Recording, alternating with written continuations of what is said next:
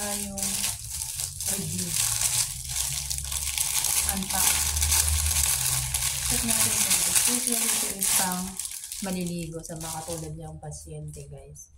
Check natin baby shampoo hat. In-order ko sa Shopee, guys. Sa Shopee.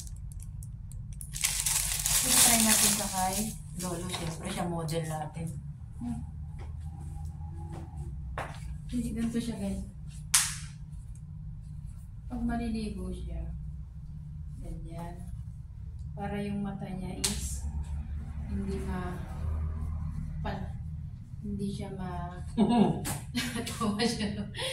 siya yung mata niya hindi manuhan ng tubig, guys. Yan. Tapos shampooin mo siya dito. Yan. Ganyan mo siya, shampooin mo siya dito. Tapos yung mata niya hindi malalagyan ng tubig. Yan. So yan siya ang ating model niya. So yan pa niya Seishin nung niya Yenji Meyu Haotong. Sabunin mo siya dyan. Tapos yan. Tapos ganyan-ganyanin mo lang siya, guys. Okay na yan. Tapos ang peluhan na. So ayan. So adjustable siya, guys.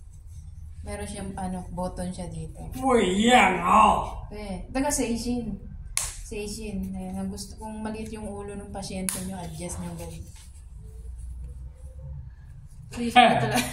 Shower cup to, guys. Shower cup. Para sa matang hindi maanuhan ng tubig. Diba? Kahit maligo ka dyan, yung mata mo hindi masakit.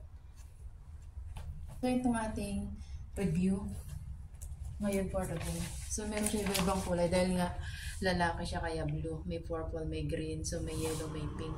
So much better kung blue ang in-order. Ako nag-suggest nito, guys, kasi sa unang alaga ko is ganito. Kaya yung mga wala rito hindi nila alam. Sinasuggest ko. Meron pa yung sa Laway. Pinak-order ko din sa Shopee. So ito ang ating shower cup for today. Thanks for watching, guys.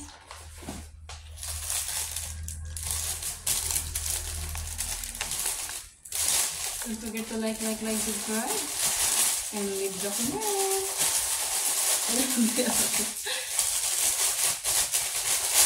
Inano ko muna pag ginagamit bago.